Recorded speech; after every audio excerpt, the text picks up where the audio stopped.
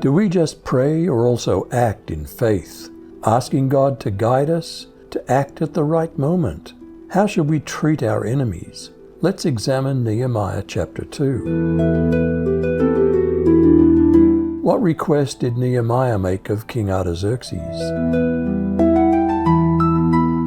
In the month Nisan, in the 20th year of Artaxerxes the king, when wine was before him, I picked up the wine and gave it to the king. Now I had not been sad before in his presence. The king said to me, "Why is your face sad, since you're not sick?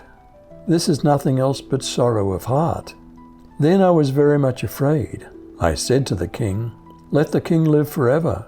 Why shouldn't my face be sad when the city, the place of my father's tombs, lies waste, and its gates have been consumed with fire?" Then the king said to me, "What's your request?" So I prayed to the God of heaven.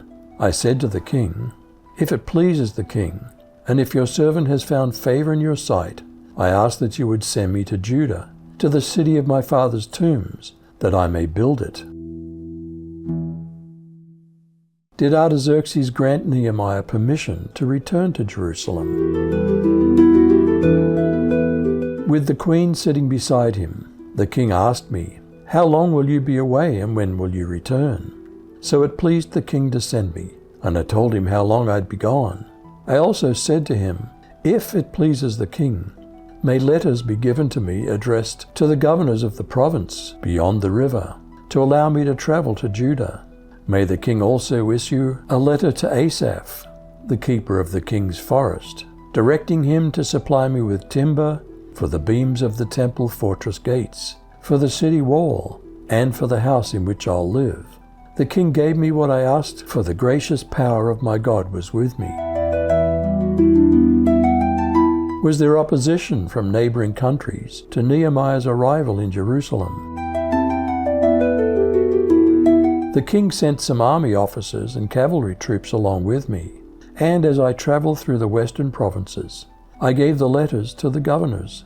But when Sanballat from Horon and Tobiah the Ammonite official heard about what had happened, they became very angry, because they didn't want anyone to help the people of Israel. What did Nehemiah do secretly once he arrived in Jerusalem? So I went to Jerusalem and was there 3 days. Then I arose in the night, I and a few men with me, and I told no one what my God had put into my heart to do for Jerusalem. There was no animal with me but the one on which I rode. I went out by night by the valley gate, to the dragon spring, and to the dung gate, and I inspected the walls of Jerusalem that were broken down, and its gates that had been destroyed by fire. Then I went on to the fountain gate, and to the king's pool, but there was no room for the animal that was under me to pass. Then I went up in the night by the valley, and inspected the wall, and I turned back and entered by the valley gate, and so returned. And the officials didn't know where I'd gone or what I was doing, and I hadn't yet told the Jews, the priests, the nobles, the officials, and the rest who were to do the work. Did the people rally behind Nehemiah, despite opposition from neighboring nations? So I said to them, "You see the trouble we're in. Jerusalem lies in ruins, and its gates have been burned down. Come, let's rebuild Jerusalem's wall, so that we'll no longer be a disgrace." I told them how the gracious hand of my God had been on me, and what the king had said to me. They said, "Let's start rebuilding," and they were encouraged to do this good work.